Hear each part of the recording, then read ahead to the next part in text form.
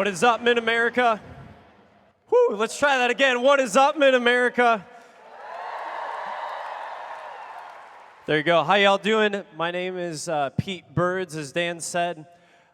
I originally hail from upstate Illinois, so I may or may not be a fan of the first place Chicago Cubs. Oh, yeah, I know. It's so rough. Thanks for giving us all your players, Cardinal fans. Hey, we got one Cub fan. Holy cow, that's awesome. Good deal. So my wife and I live up actually in Milwaukee. That's in Wisconsin for those of you who are geographically challenged. Any Wisconsinites? No? Oh, hey, couple. That's awesome. Good deal. So a couple years back, I was at work just jamming away, plowing through some stuff on my laptop, and all of a sudden I get this instant message from my best friend Dan.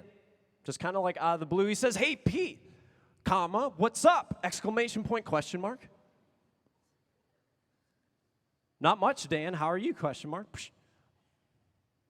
He says, Pete, comma, dude, comma, I won a sweepstakes, exclamation point, exclamation point. No way. Like, I thought the whole point of a sweepstakes was nobody wins. You know what I mean? So, dude, what did you win? Question mark. He writes back, I'm going to the Rose Bowl for free, all caps, exclamation point, exclamation point. Sweet, that's awesome. You know, like he gets to go to the Rose Bowl. What a big deal. This is like December. It's in a couple of weeks. Awesome. He writes back, Pete, comma, do you want to go with me, ... exclamation point, exclamation point. Of course. Duh, Milwaukee in the middle of winter. Do I want to go to Pasadena, California to watch the Rose Bowl with my best friend? Of course, absolutely. Start freaking out. I'm at work, like all of a sudden I'm like dancing, you know, like this is awesome. He writes back, Pete, comma, guess who's going to be there? ... question mark. Who's going to be there, Dan? ... question mark. He writes back, Switchfoot, all caps, is going to be there, exclamation point, exclamation point. I don't know how many of you have ever heard of the band Switchfoot. This is a picture of them. Woo, hey, yeah, we can give it up for them.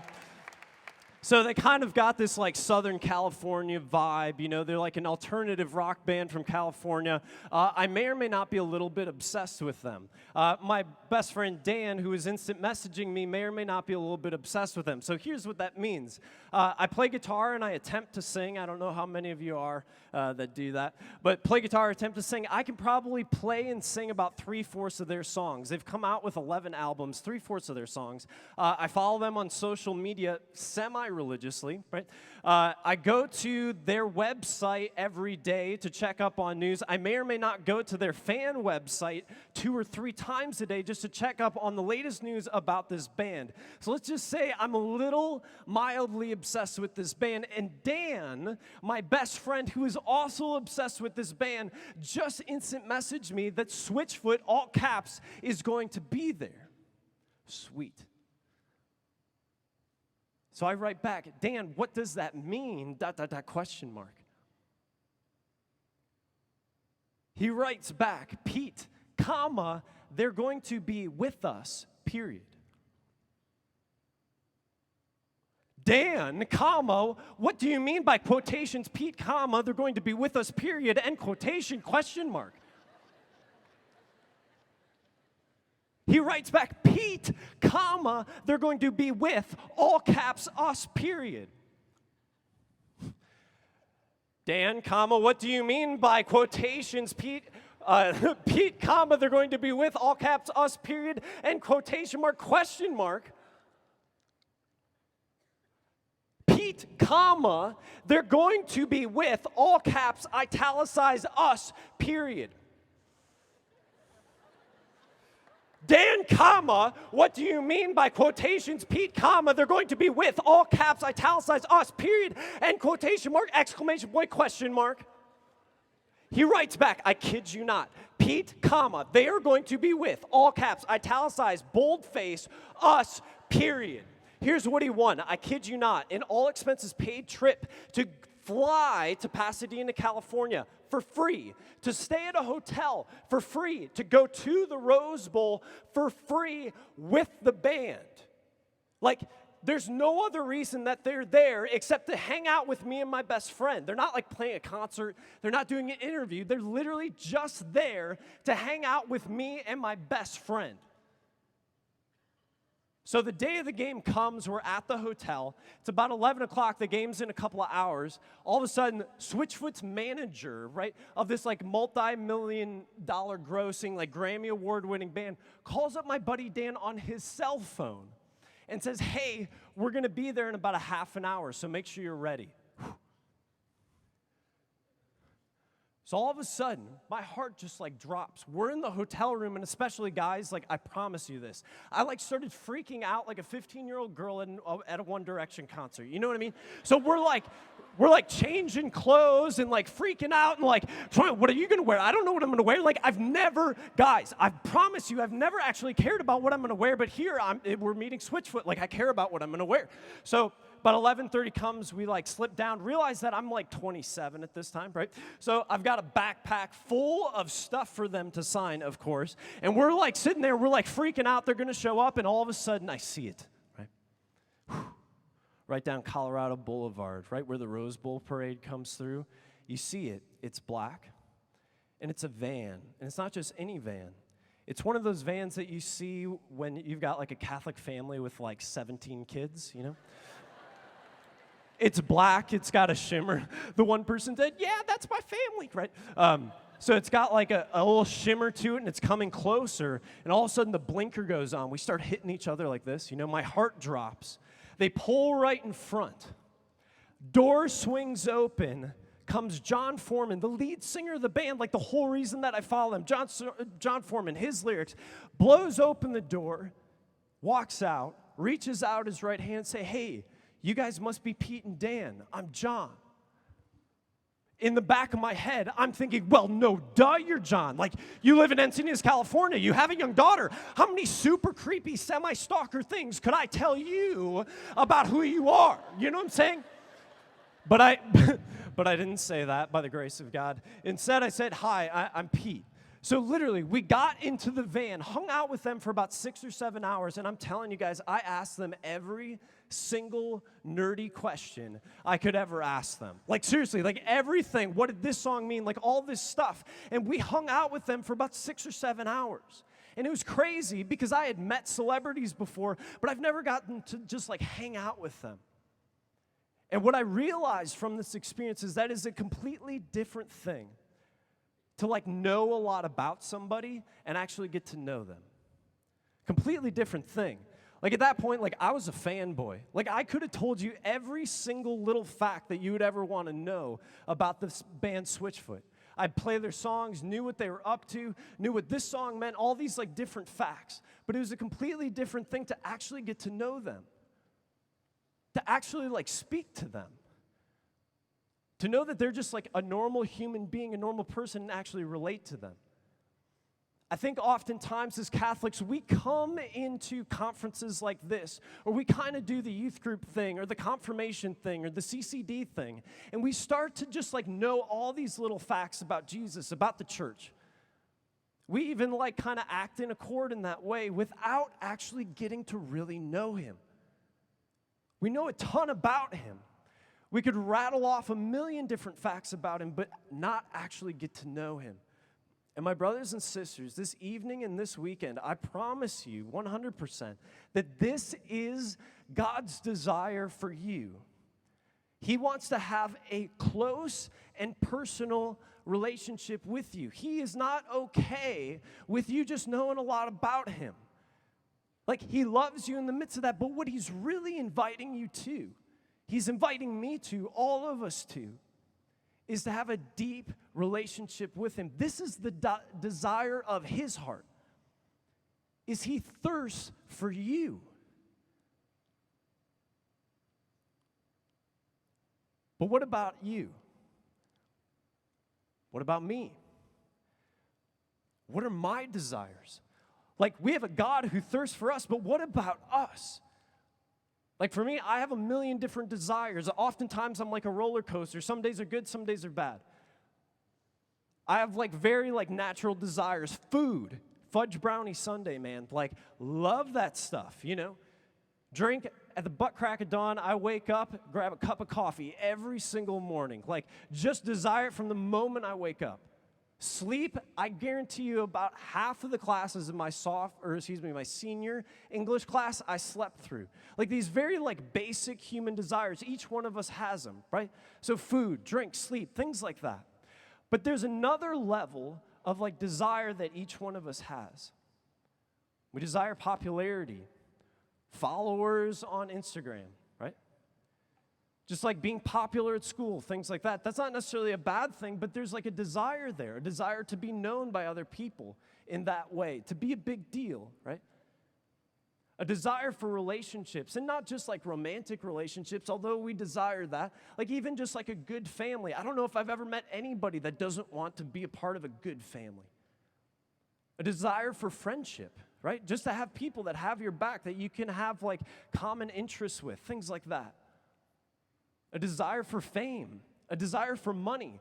Crazy thing about money is usually we want to get it to buy things that we actually don't need to impress people we don't actually like. Kind of crazy, right? But we have that desire so that we can buy things, right? A desire for just going to a good college. I'm sure a lot of you are straight A students. Well, maybe not a lot of you. But you know what I mean? You just desire to have a good college, a good education, so you can get a good job and make enough money to support a family later on, that kind of thing, just to be successful. We have these desires, again, food, drink, sleep, but also we have these deeper desires. And I think ultimately, no matter who you are, at the deep core, there's just a real desire to be happy. Don't you want to be happy? Literally everything that I do is based on me wanting and desiring to be happy. This clown is actually who taught me all about happiness, if we could have it up on the screen.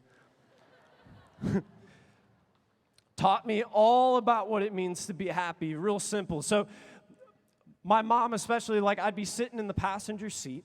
We'd be driving down the main street of where I grew up, and all of a sudden, I'd see the golden arches, right?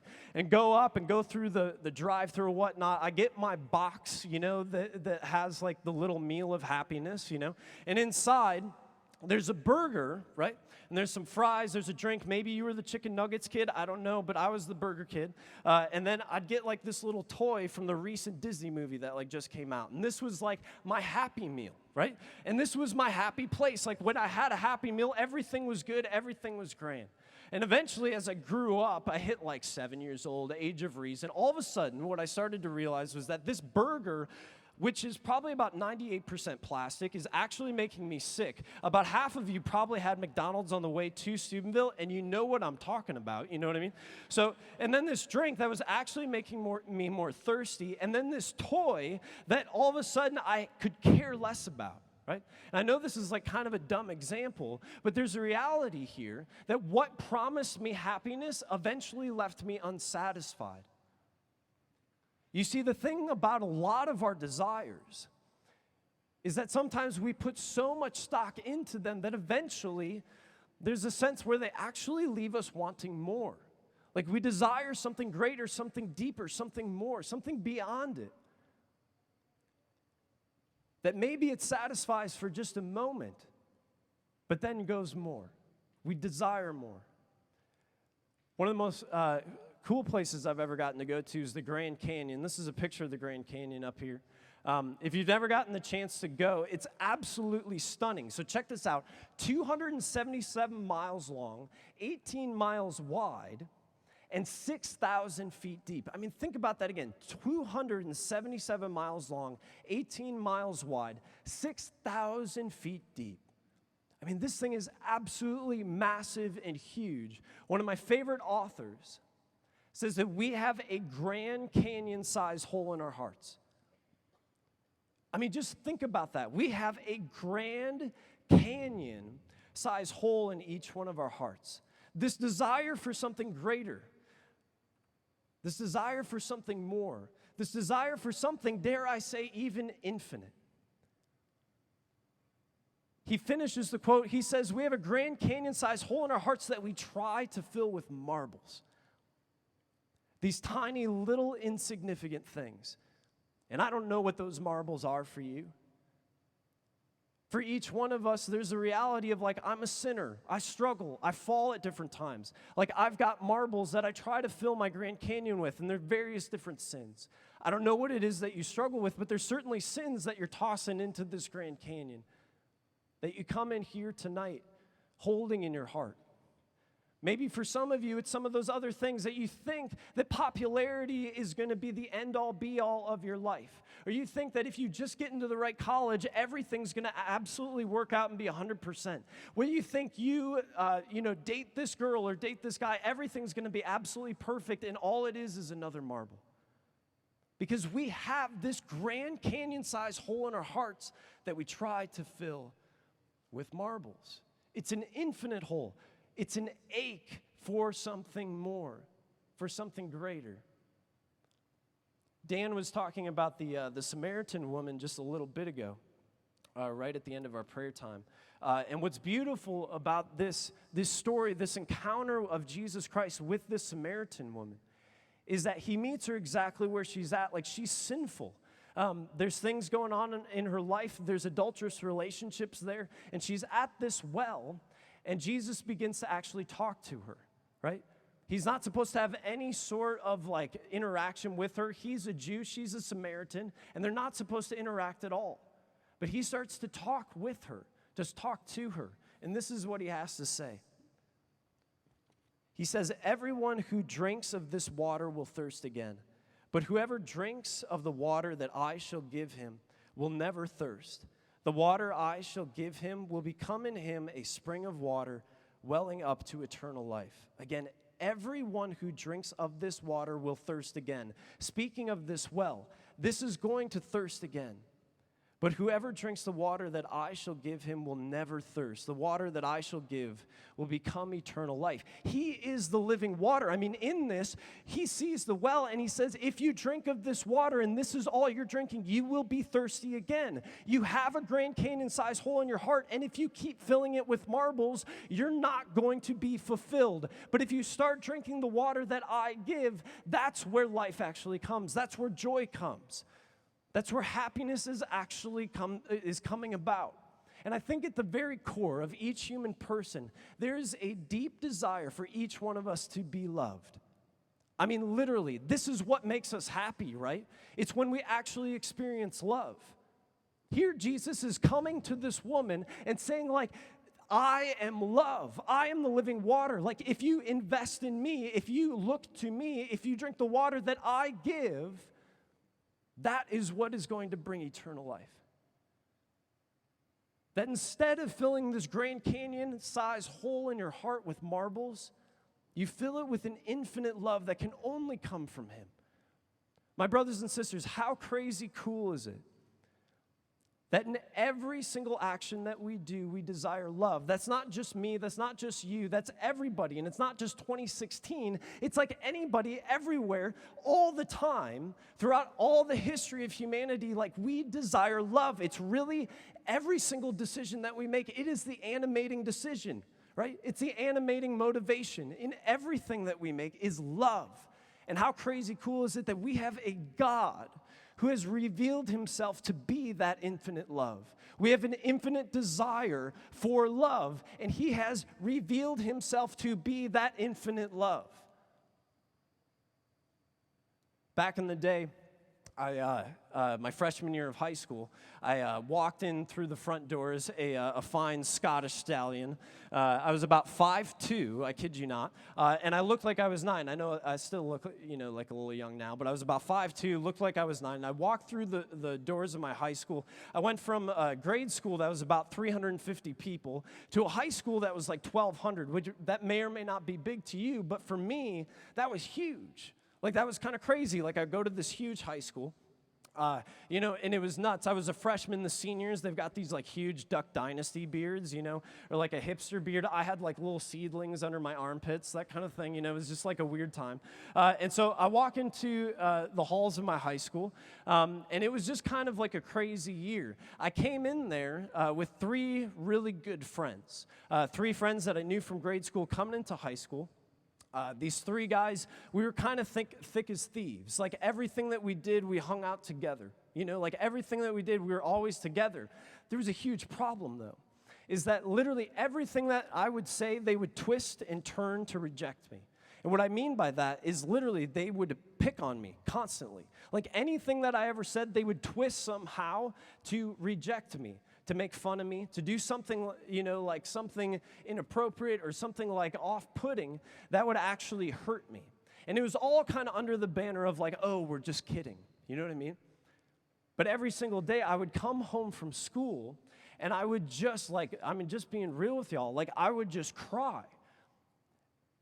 And I was just like ripped apart by all these like different things. Like literally I had incredible just issues with anxiety throughout this time. I had zero confidence. Like I went to this new school, you'd think like, oh, Pete, why wouldn't you just like make new friends? The problem is that I had experienced this in such a way that like I couldn't say anything to even them or they were gonna reject me. Like that had been reinforced in such a way that I couldn't make new friends. Like I couldn't just like go out and meet people. Literally, I sat in the back of my classes in school, and the only way I would speak is if you spoke to me, I might say 2 words back to you. And this was my freshman year, can't even tell you. Every single day, realizing like this deep anxiety. And to be honest with you, there were a lot of ups and downs, lots of roller coasters. There were some times that I survived days, where I felt like okay. And there were other days where I kind of got into some pits of just like despair, depression, that sort of thing. And this was my freshman year, and it was crazy. I had never felt so alone. I really, just because of the situation, had felt kind of handcuffed. Like I wasn't drinking of the water, that like doesn't satisfy. I certainly wasn't drinking the water that Christ gives. I was just kind of dehydrated, like I couldn't do anything, and I felt so paralyzed, so handicapped. Kind of time went on throughout my freshman year. My sophomore year came around, and that's when 9/11 happened. 2001, 9/11 happened. Obviously, you guys have heard the stories, you've seen the videos or whatnot. These 2 airplanes go into the Twin Towers, and obviously, because of that, is the cause of about 3,500 deaths in our country.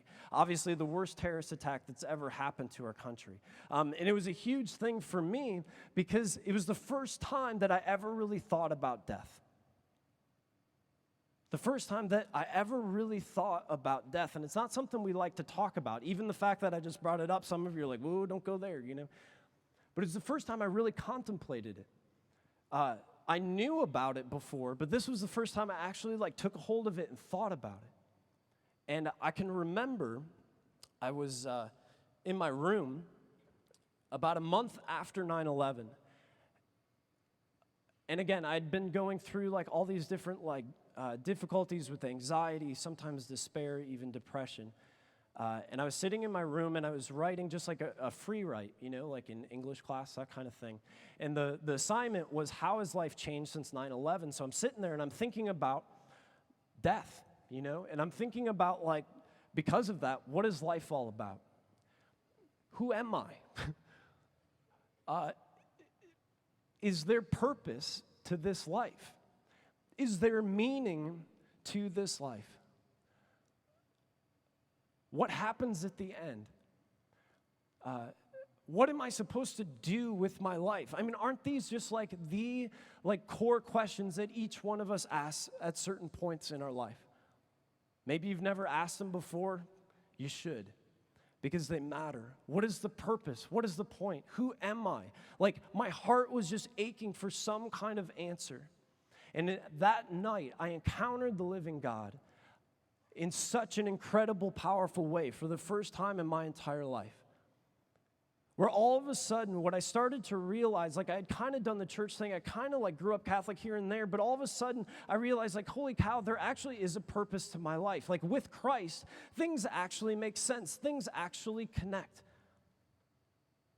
That the purpose and the meaning that I was longing for is actually found in him. And brothers and sisters, my life, because of this moment, has drastically changed. And I don't want to make it too over dramatic, but I want to be very clear about this, is I'm just some guy. Like, there's like 3,500 people here, and I haven't met any of you. Like, I'm just some like stranger off the street that got handed a microphone. You know what I mean? But I'm telling you right now that my life was different after this point. That I encountered Jesus in such a powerful way that evening, and I've encountered him so many different times since then, and it has changed the course of my life in such a powerful and drastic way. Back in the day, 15 years ago, you speak to me, I would speak 2 words to you. Look at what I'm doing right now. There is no hesitation in my voice. I'm not worried about what you think of me. Seriously, like, I care what, like, I like you, I love you, you know what I mean? But, like, seriously, I don't care what you think of me. Like, the God of the universe, who has an infinite love, broke into my life, and it has drastically changed the course of my life because I met a person. I knew a lot about Jesus, sure, but this time I actually knew him. And it changed everything. C.S. Lewis, one of my favorite authors, he talks about Christianity is like the sun. Not only do I see it, but by it, I see everything else. Again, Christianity is like the sun. Not only do I see it, but by it, I see everything else. All of a sudden, my life started to completely change, and it didn't happen overnight. It took a certain amount of time, and like had to work through a lot of things, but all of a sudden, like everything started to change. Where this Grand Canyon-sized hole in my heart that at this point I had been filling with marbles, that at this point I hadn't even been trying to fill it, was actually being filled with an infinite love. The God of the universe started to meet me, not just one time, but every single day. And I started to actually drink of this living water, and my life is completely different because of it. A couple of years back, I used to work for a Catholic high school in Colorado. And they came up to me, I was 24 at the time, and they said, "Hey, Pete, we want you to take 43 people to Rome during Holy Week." Whoa, okay. You want me to do that? I'm 24. They said, "Yes, we want you to take 43 people to Rome during Holy Week." So brought all of these people, 35 of them were like 16-year-old hormonal teenagers like yourselves, and we had a bunch of chaperones or whatnot, and we go over to Rome, like we fly over there, and we do kind of the tourist thing. It was during Holy Week, so that's like high time. I mean, this is like being at Disneyland when Frozen is released, you know what I mean? Like, there's like millions of people in Rome, but now there's like millions and millions and millions of people in Rome, and so it's kind of crazy. I had 2 rules. One, eat gelato 3 times a day. If you don't know what gelato is, it's Italian ice cream. It's awesome. So eat gelato. Did you literally just clap for that? That's awesome. All right. So eat gelato at least 3 times a day. Number 2, don't die. Like, those were my 2 rules for these students, these teens. And so we're going through Rome. And we're walking, and we're 43 people long. There's narrow streets in Rome, so literally every place that we go is about like 3 blocks long. Like, we're that long of a train just because of it. We end up going to the Vatican museums. If you've never been there, most museums in the United States are like these huge, massive rooms that you have like all of this space to see things. The Vatican museums are the absolute opposite of that. Like, they're tiny little hotel rooms. Like, think of your typical hotel room and think of like hundreds of them. It takes about 2.5, 3 hours to get through the entire like aspect, like all the different nooks and crannies of the Vatican museums. So we take 43 people in there. Like, again, think of your typical hotel room. Like, we are spread all throughout the Vatican museums. The whole time I am freaking out. Like, seriously, like 43 people in the Vatican museums, like taking 2.5 hours, like going through all these like hundreds of different tiny little rooms with tapestries and statues and all these different things. And so we're going through, and eventually we get out, and I just tell everybody, like, we've got to get like a line of people, and we got to make sure everybody's here. So I start counting off. 1, 2, 3, 4, 5, 6, 7, 8, 9, 10, 35, 36, 37, 38, 39, 40, 41, 42. 1, 2, 3, 4, 5, 6, 7, 8, 9, 10, 11, 12, 35, 36, 37, 38, 39, 40, 41, 42. We are missing someone. in the middle of Rome. I kid you not. So all of a sudden, I am just like freaking out. I'm thinking they're going to throw me in jail. Like that's what's going to happen. One of the chaperones looks at his cell phone, sees that he has about 20 missed calls, all from the same caller. So he calls up the cell phone, and it's this girl. Okay, guess who it is? It's Sarah. Let's just say Sarah is not the brightest crayon in the box. You know what I mean? So Sarah's, chaperones, you'll get this. If there is one kid not to lose in Rome by themselves, it is this girl. You know what I mean? Like, this is just the one person not to be lost in the middle of Rome. So, so our chaperone calls her up, and she says, I'm at the hotel. Sarah, what are you doing at the hotel? Like, you're supposed to be in the Vatican Museum. So I'm like, what the heck's going on? So I leave. The rest of the group does their thing, and I, like, hop on the train, whatnot. It takes about a half an hour to get to the hotel. What is she doing? I stop by, pick up chocolate gelato, as like a peace offering. You know what I'm saying? Don't sue me. That was it. So I eventually, like, get to the hotel. I've got gelato in hand, and I walk in. Whew, there she is. I kid you not, just black mascara, just like going right down her cheeks. Like, you can just tell she has just been through, the worst of it. So I give her a big hug, hand her the gelato, right? And we start talking back and forth. And she's like, I'm like, what happened? She's like, oh, we went here, we went there, and I talked to this person, and kind of going back and forth and figuring out things. And eventually I just stop her. I'm like, okay, so why did you go to the hotel? And she said, well, I was so lost that I wanted to go to the one place I would be found. She was so incredibly lost that she wanted to go to the one place that she knew that she would be found.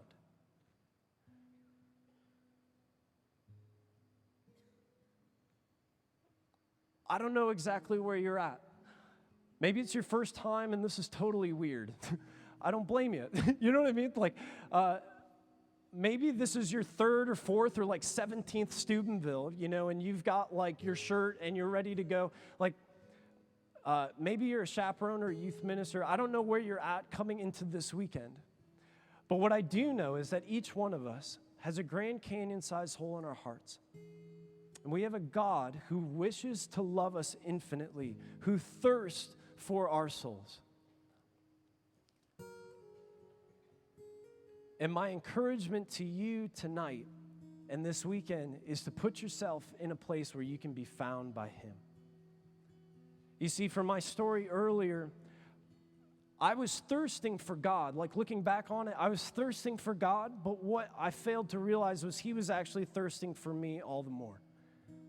You see, I was searching for God in so many different ways, but what I failed to realize is that He was actually searching for me all the more.